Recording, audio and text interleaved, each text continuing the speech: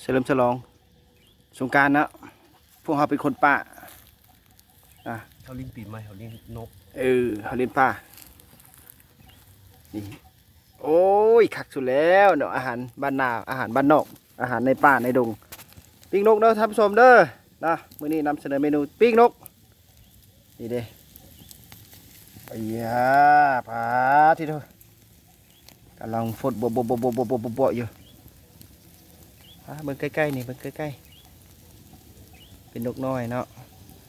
เข้าไปยิงอยู่ในทุ่งนานี่แหละสอนบ้านนาอยู่ใส่